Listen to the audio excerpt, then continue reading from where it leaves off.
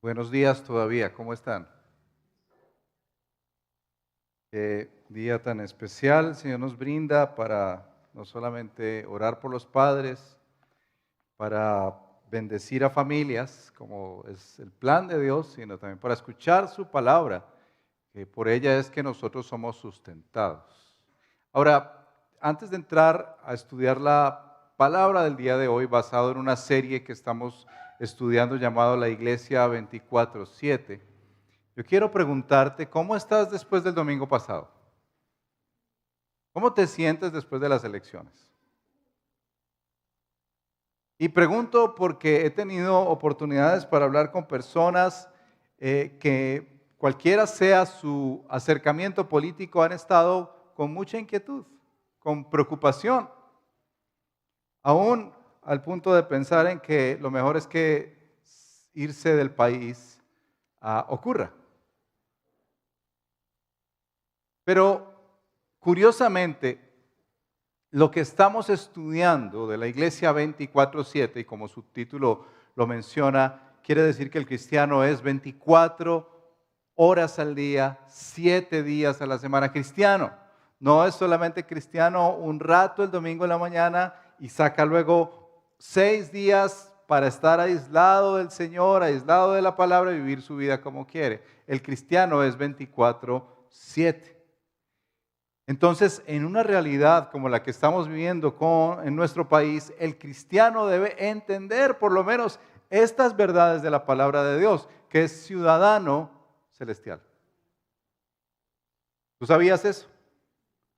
Que tus peleas políticas deben cesar en el nombre de Jesús si tú te llamas cristiano y eres un ciudadano al que se le dio una cédula celestial por la sangre de Cristo. El apóstol Pedro menciona que el cristiano es un extranjero y un peregrino en esta tierra.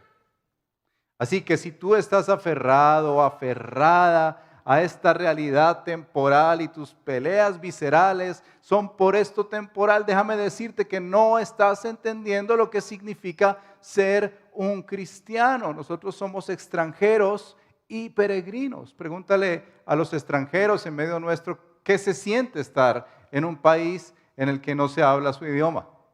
¿Qué se siente estar en un país en el que los códigos culturales son tan diferentes? Somos extranjeros y peregrinos en esta tierra. Entonces quiero invitarte al hablar de la Iglesia 24/7 a que reflexiones si tu cristianismo, lo que has entendido del Evangelio, te ha llevado a entenderte como un cristiano hoy, domingo en la mañana, mañana lunes, martes, miércoles, jueves, viernes y sábado. Cristianos a tiempo completo. Y quiero mencionarte esta definición de lo que es la iglesia en misión o la iglesia misional, el término que estamos utilizando para esta serie de 24/7, la iglesia 24/7. Y escúchala, aún me gustaría que la memorizaras, dice así: la iglesia es el instrumento de la misión de Dios. La iglesia es el instrumento de la misión de Dios. Por lo tanto, misión no es un programa de la iglesia, sino que es la esencia y naturaleza de la iglesia. Quiero repetirlo. La iglesia es el instrumento de la misión de Dios. Por lo tanto, misión no es un programa de la iglesia, sino que es la esencia y naturaleza de la iglesia. ¿Qué estamos queriendo implicar acá? La misión de Dios se cumple a través de los cristianos 24/7. No es un programa muy felices de que los hermanos vayan a la misión Costa, pero esa no es la misión que hace la iglesia. Enviar a algunos para decirles que bueno, estamos haciendo la misión. O que los jóvenes vayan a su campamento el próximo fin de semana, decimos que bueno, los jóvenes de la iglesia están cumpliendo la misión. Aunque lo contiene, la misión de Dios te llama a ti y me llama a mí a ser 24/7. Amas de casa que son misioneras en casa. Empresarios que son misioneros en la empresa. Médicos ingenieros, arquitectos, abogados que son misioneros en el lugar donde Dios los colocó 24/7, maestros y claro, también pastores. No somos una élite. Todo aquel que proclama el nombre de Cristo Jesús es un misionero en su lugar y entorno de vida. Pero para poder anunciar, ustedes han leído tal vez aquí esta expresión, que es el lema de nuestro año, a fin de que anunciemos las virtudes de aquel que nos llamó de las tinieblas a su luz admirable. El Señor dice que nosotros somos nación santa. Y para anunciar al Señor, para anunciar esas virtudes, necesitamos conocer esas virtudes. Para anunciar a ese Dios necesitamos conocer a ese Dios. Yo menciono normalmente que si tú dices que tienes 30 años de cristiano, tienes un problema gigante encima. Porque estás diciéndole a esta sociedad, a tu familia, a tus amigos, llevo 30 años de conocer al Dios Santo. Y si uno conoce a ese Dios Santo, imagínate las implicaciones en el carácter de uno, en la personalidad, cómo transforma nuestra vida ese Dios Santo. Se vería en todos los aspectos. Yo les comparto una historia que viví, una historia personal. Recuerdo cuando tenía 16 años y un tío mío que ahora está en Canadá, él es pastor allá en Canadá. Estábamos en una época de avivamiento, sentíamos unos deseos de buscar al Señor, unos deseos de orar. Y él me dijo, ¿por qué no pasamos unos tiempos de oración juntos? Y efectivamente nos pusimos a orar. Me acuerdo, íbamos a su cuarto y orábamos juntos largas horas. La familia estaba como sorprendida que 16 años buscando al Señor. Créame que no había nada en mí. Aparte de la obra del Señor, moviéndome a buscarlo, animándome a conocerlo a Él. Y recuerdo una noche en particular que empezamos a orar con mi tío y estábamos orando allí en ese cuartico cuando los ojos cerrados, arrodillados, y recuerdo que empecé a percibir una presencia, una luz allí. Yo como que medio abrí los ojos y los volví a cerrar del terror que me provocó. Miedo, literal, quería salir corriendo de ese cuarto, pero me quedé ahí. Y yo ni quería mirar a mi tío porque yo dije, aquí algo está pasando, algo muy raro está pasando.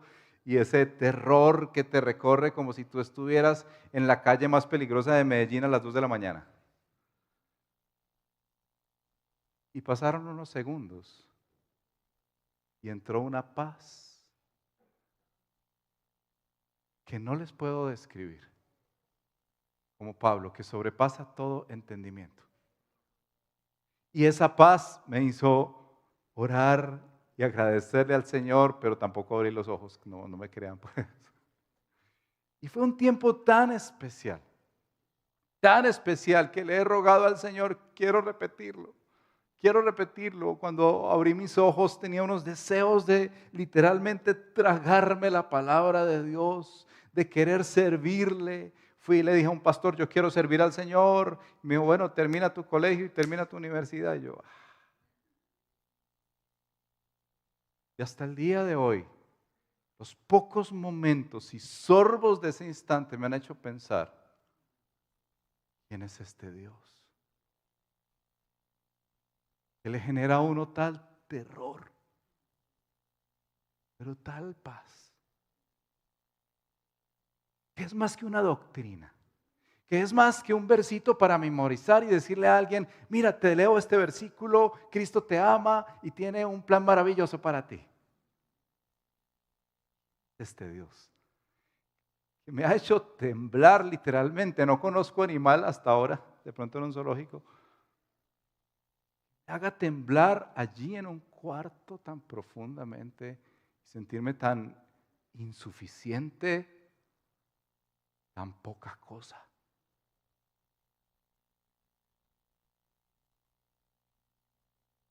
Creo que así es que se sentía el pueblo de Israel cuando el Señor le saca de la esclavitud Cantamos Ya no soy un esclavo del temor. El pueblo de Israel estaba en Egipto, subyugado.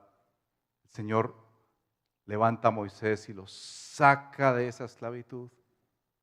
Y antes de darles las leyes, hermosas leyes, preciosas leyes que para nosotros son un reflejo de la gracia de Dios por Cristo Jesús, antes de darles esas leyes, Dios decide presentarse ante ellos, Dios mismo, quien es Él, ante un pueblo pecador, un pueblo esclavo, un pueblo idólatra. El Señor nos deja este texto para que hoy tú y yo recordemos con quién estamos tratando y a quién debemos reflejar. No es una doctrina o un dogma. Dios es un Dios indómito que podría literalmente hacer lo que dice este texto sobre ti, sobre mí, fulminarnos y nadie puede cuestionarle. Pero un Dios de tanta misericordia que decidió hacer eso sobre su Hijo para salvarte y salvarme. Leamos Éxodo 19, leamos unos apartes de este capítulo.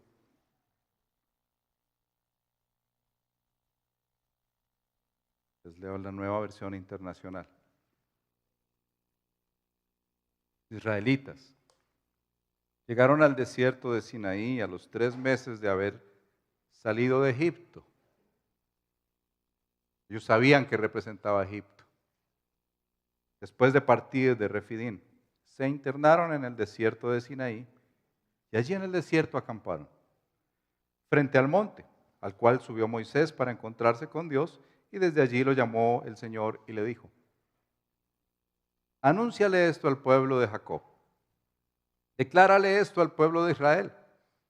Ustedes son testigos de lo que hice con Egipto y de que los he traído hacia mí como sobre alas de águila.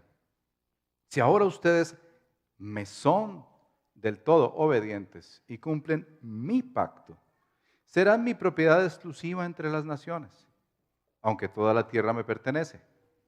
Ustedes serán para mí un reino de sacerdotes y una nación santa.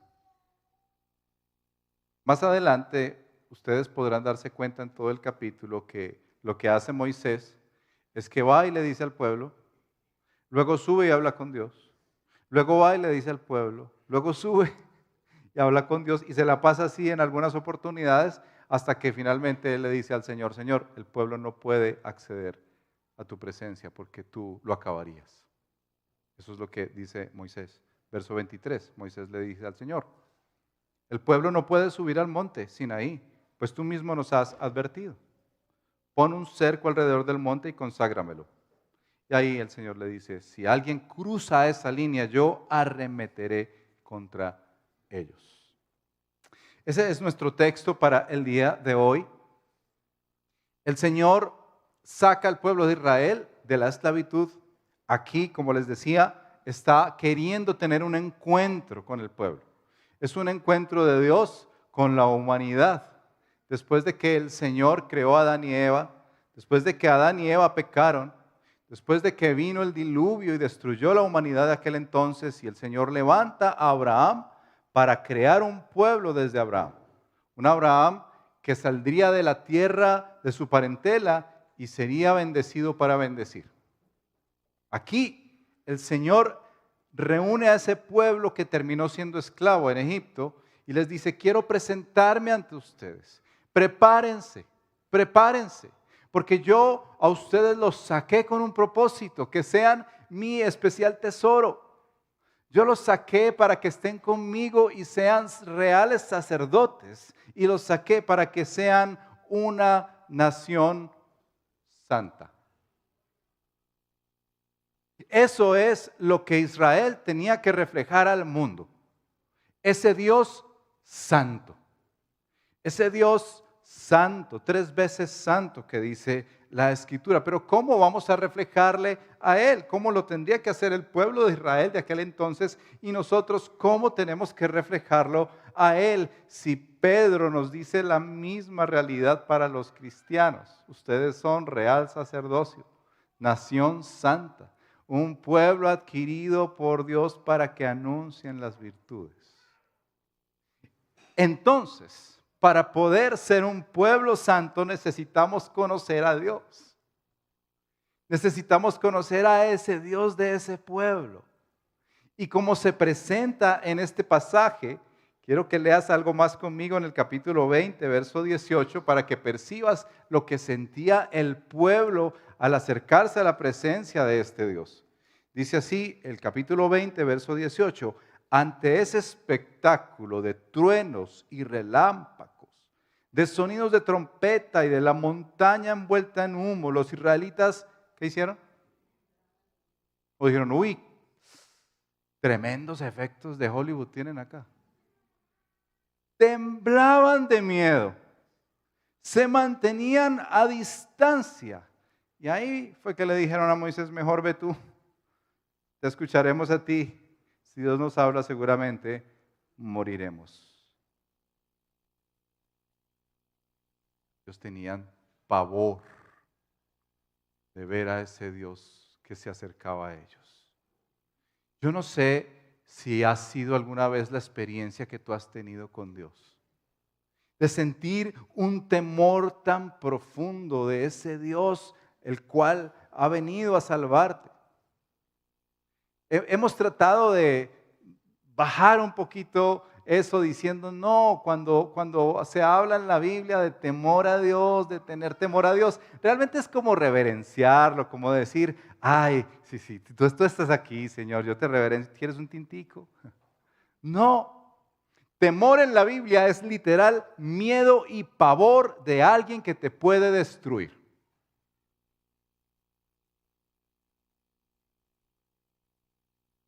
Y eso fue lo que experimentaron los del pueblo de Israel. No podían acercarse a Dios. No podían cruzar ese límite porque morirían de una vez. Lo primero que conoce el pueblo acerca de Dios es que Dios es alguien diferente a ellos. Y eso es lo que significa un Dios santo. Si te has preguntado, un Dios santo no es solamente que es bello moralmente, no es solamente que es puro y libre de mancha. Un Dios santo es alguien que es apartado y muy diferente a ti y a mí. Mira, Dios no es corrupto. Dios es verdad, Él no miente. Dios es amor. Pero cuando se refiere a su santidad, la Escritura dice es 3 veces santo. Él es apartado, separado 3 veces. Ese es el Dios que tú conoces. Ese es el Dios al cual tú vienes a adorar los domingos. Ese es el Dios al cual tú te levantas cada mañana abriendo la Biblia y diciendo, este Dios al cual yo voy a leer, al cual yo voy a orar, tiene todo el poder de destruirme porque soy, como diría Jonathan Edwards en su sermón majestuoso, un pecador en manos de un Dios airado.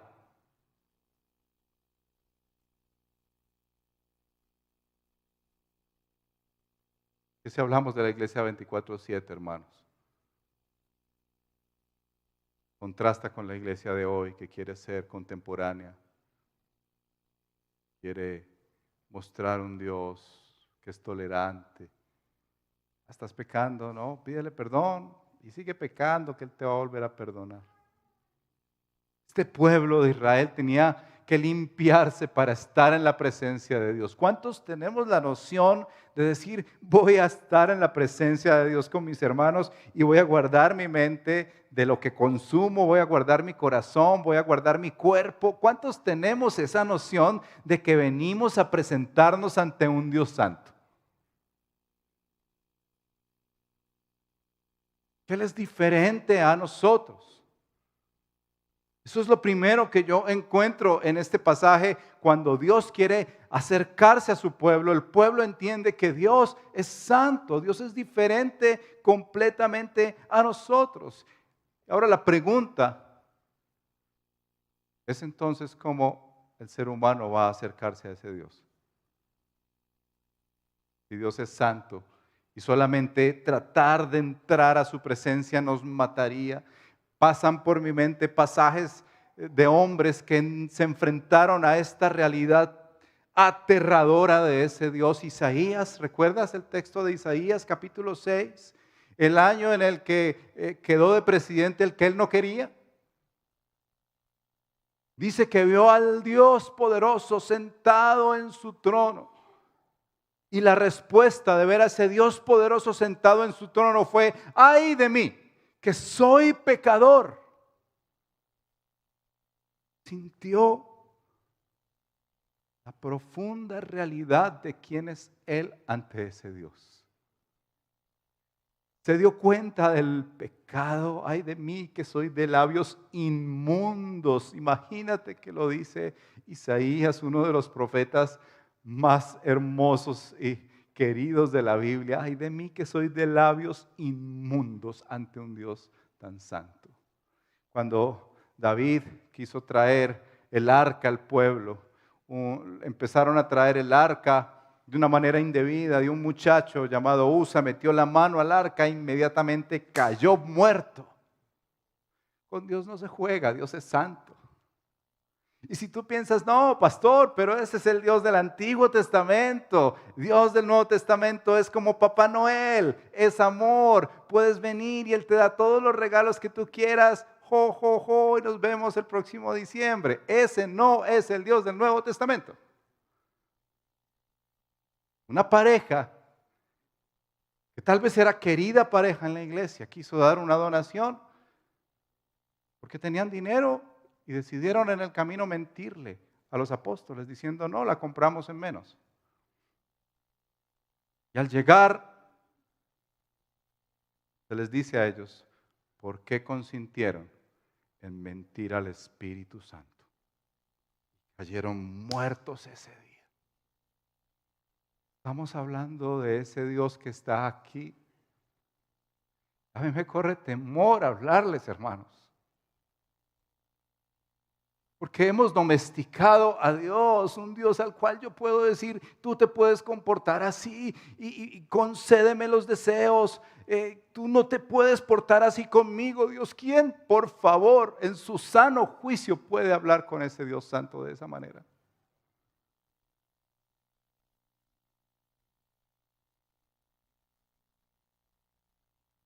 Pero este capítulo 19 también nos deja ver entonces cómo nos relacionamos con Él. ¿Qué manera nos vamos a acercar a ese Dios? Porque Él mismo dijo: ustedes serán nación santa. Y si te fijas bien en ese pasaje, nos damos cuenta un dato muy interesante, y es que el pueblo reconoce. El pueblo no fue alguien: no, yo puedo ir a la presencia de Dios, ¡pum!, muertos. No, qué pena, yo no puedo. Eso es lo primero, hermanos, que uno tiene que empezar a reconocer en relacionarse con un Dios santo, y es que nosotros tenemos que arrepentirnos de nuestros pecados, de nuestra suciedad, de nuestros labios inmundos, para poder entrar a esa presencia de ese Dios santo. Es lo que la Escritura llama el don del arrepentimiento. Como dirían los reformadores, la vida cristiana todos los días es arrepentimiento. Todos los días. Aún en este mismo momento, tal vez tu pensamiento de superioridad, en este mismo momento tu pensamiento de orgullo es algo de lo cual tú debes decir: Señor, perdóname, me arrepiento. Pero el pasaje también nos deja ver del mediador. Si viste a Moisés subiendo y bajando, léelo en casa. Sí, Señor, yo voy. Sí, pueblo. Sí, yo voy. Representa, es sombra. del gran mediador que nosotros tenemos en Cristo Jesús. El Nuevo Testamento nos dice en Hebreos. Y era lo que estaba empujando el pastor Juan José al hablarnos de En esto creemos. No hay otro nombre dado a los hombres en que podamos nosotros ser salvos. Jesucristo, solo Jesucristo. No hay nadie más que salve en esta vida y que nos permita entrar en relación correcta con Dios. No son tus diezmos. Tampoco tus logros o tu servicio por muchos años que hayas servido a una iglesia, a una organización cristiana. Nada de eso te da los créditos para decir yo me presento delante de Dios. Como te dije, si tienes 30 años de cristiano, ay de mí. Solamente la obra de Cristo.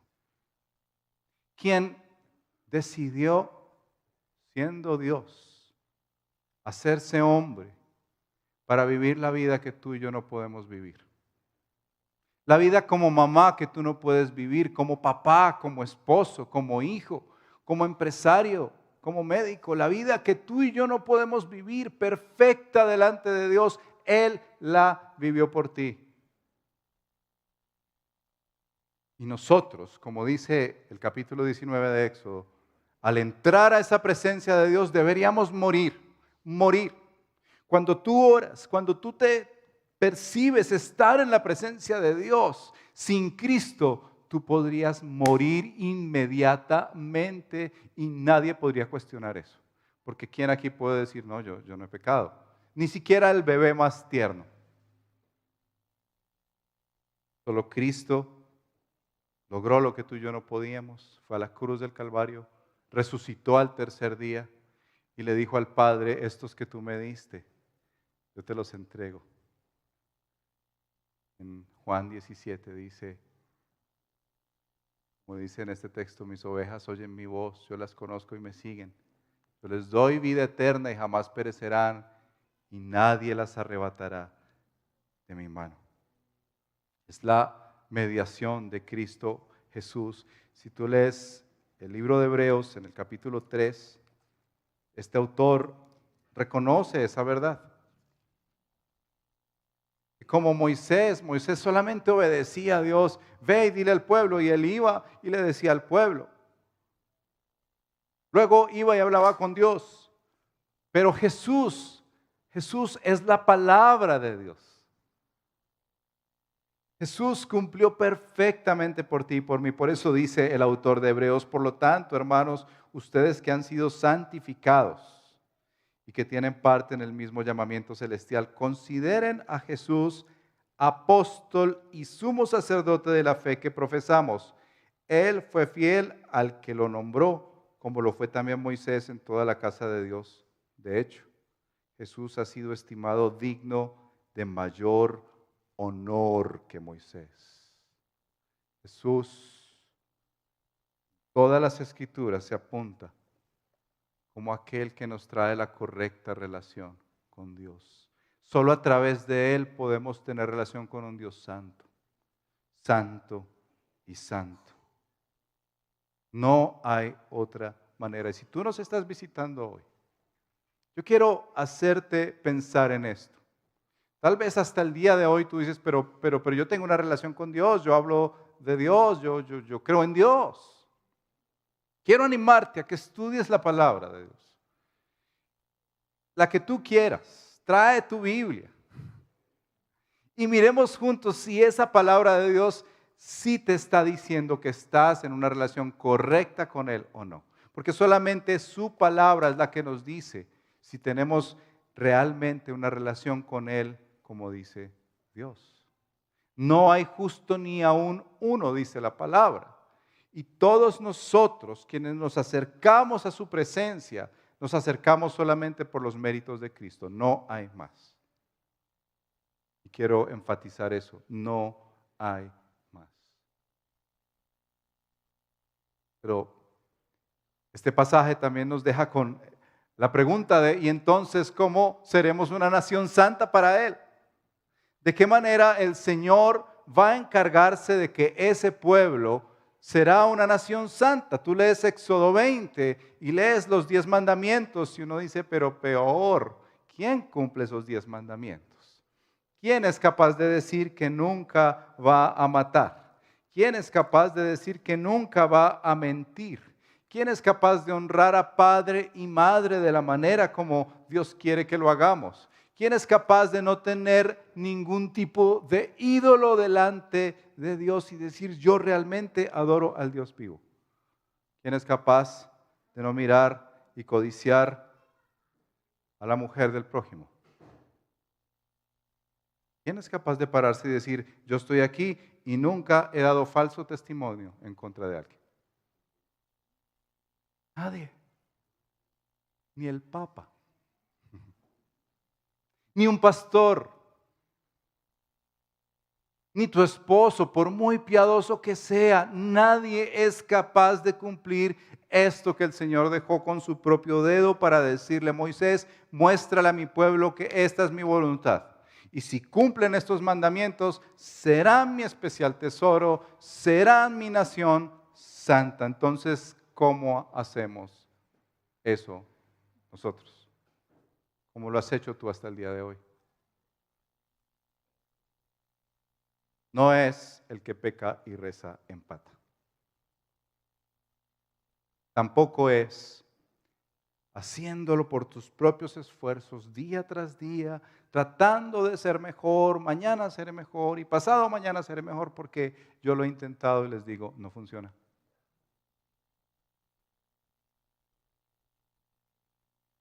En el desarrollo de la Escritura se nos deja ver cómo el Señor anticipaba, aún en el Antiguo Testamento, que Él enviaría su Espíritu y pondría su Espíritu dentro de nosotros. Y ese Espíritu, quienes nos trae la verdad de Cristo, nos daría un nuevo corazón posible para escuchar la palabra y aprender a obedecerla. No perfecto, porque estamos en entrenamiento, hermanos. Y cada día estamos entrenándonos a ser más verdaderos, más honestos, más justos, más puros, más santos. Y eso es lo que la Biblia, hemos entendido, llama santificación. Día tras día el Espíritu Santo se encarga de que el creyente sea santificado. ¿Qué nos pide el Señor a nosotros? Nos pide lo que le pide al pueblo de Israel, que se prepare. ¿Qué nos pide el Señor a nosotros? Que seamos esos receptores de su gracia y caminemos siempre esperando que Él intervenga.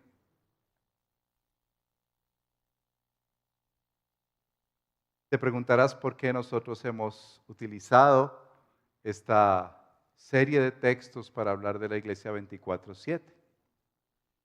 Sería más fácil tomar las cartas del Nuevo Testamento. De hecho, en el equipo pastoral lo dialogamos y juntos tratamos de encontrar qué es lo mejor para la dieta del redil del poblado en esta serie de 24/7.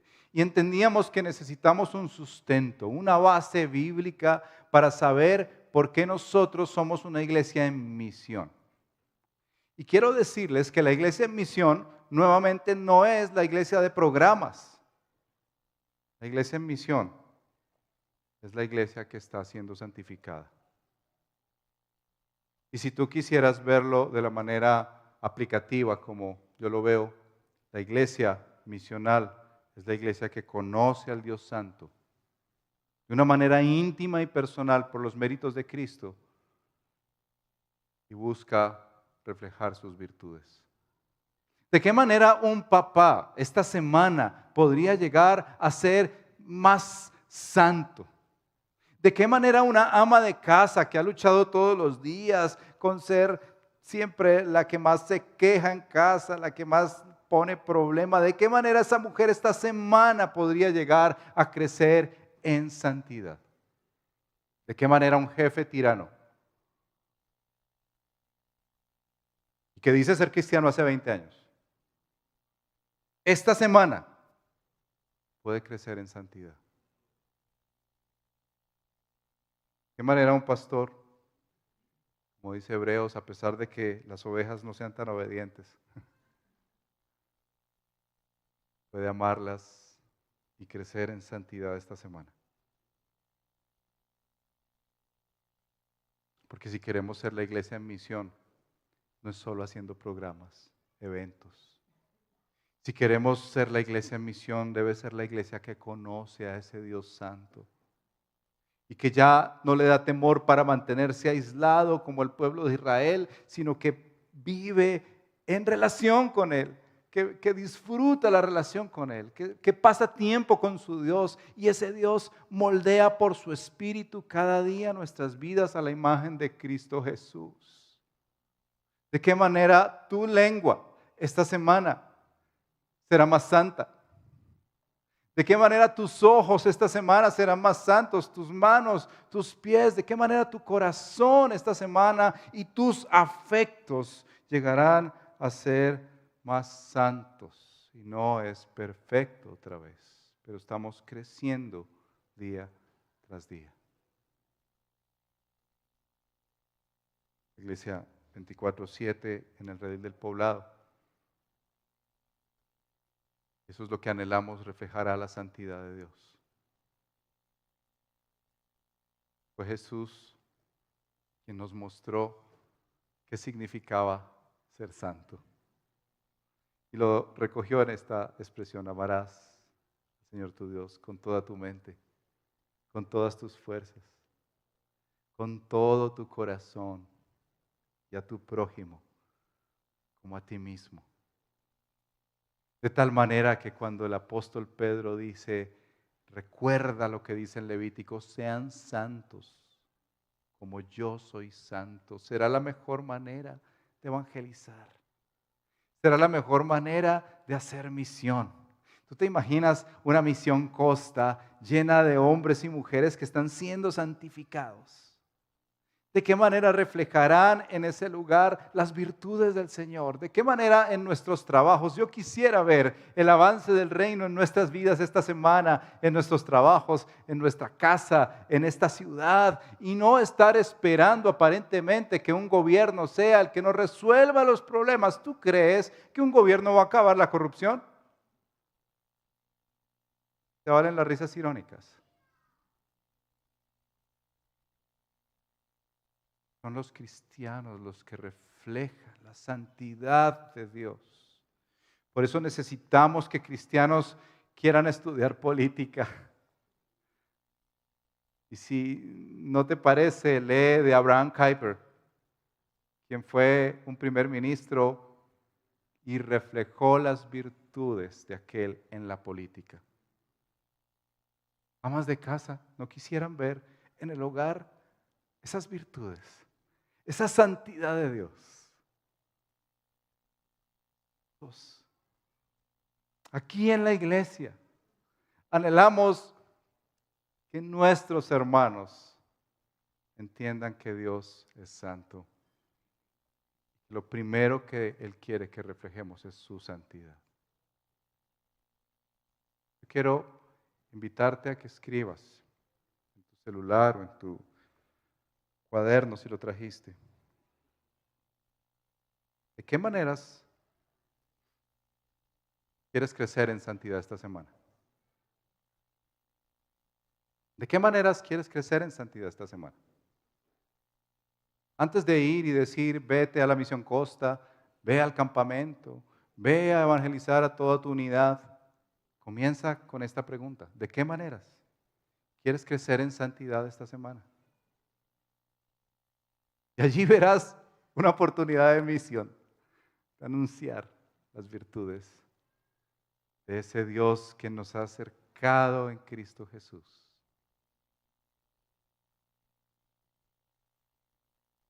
Invito, si ya escribiste,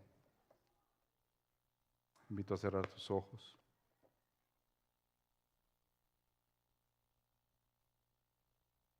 Y hoy percibes que tu relación con Dios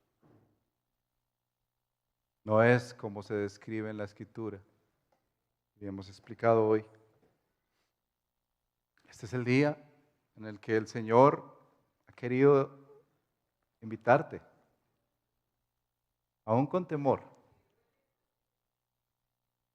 a entrar en su presencia por los méritos de Cristo. Solo necesitas reconocerte como Isaías. Hombre o mujer de labios inmundos, pecadores somos. Pedirle a Jesús que venga y limpie tu vida. Cambie tu vida. Que su Espíritu ponga un corazón nuevo en ti y en mí. Eso es lo que necesita Medellín. Eso es lo que necesita Colombia. Ya basta de peleas tontas, ciudadanos del reino.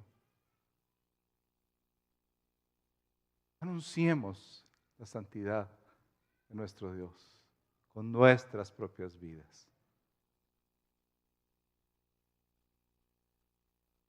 Respóndele al Señor, oramos y cantamos juntos.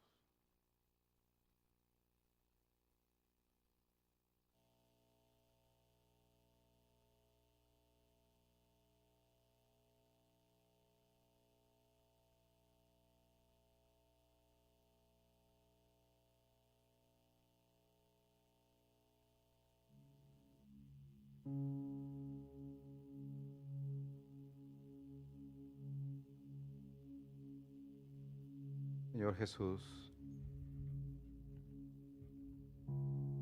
hoy delante de ti, al recordar este pasaje de Éxodo 19, quiero darte gracias porque has provisto tanto en tu Hijo Jesús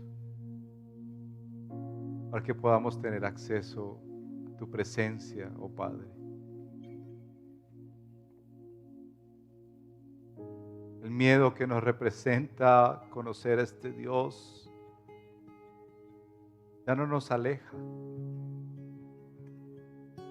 sino que en Cristo nos acerca. Queremos estar cerquita de ti, Señor. No queremos alejarnos de ti.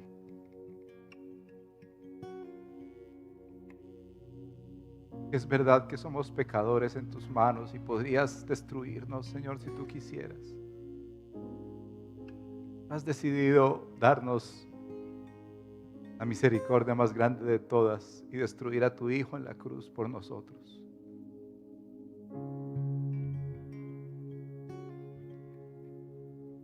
Gracias porque allí se acabó la deuda, Señor. Y gracias porque en la resurrección vemos la esperanza. Esta vida, Señor, no está marcada por el gobierno de turno.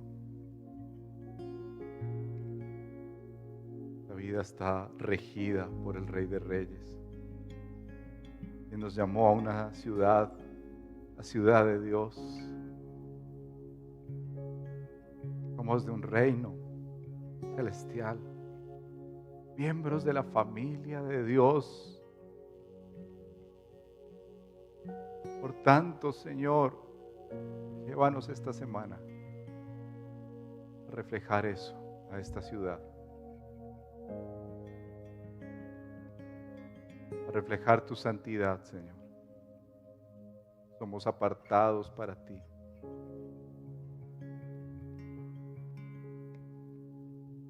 Por favor, Jesús, haz esta obra por tu Espíritu Santo y haz que nuestras lenguas, nuestro actuar,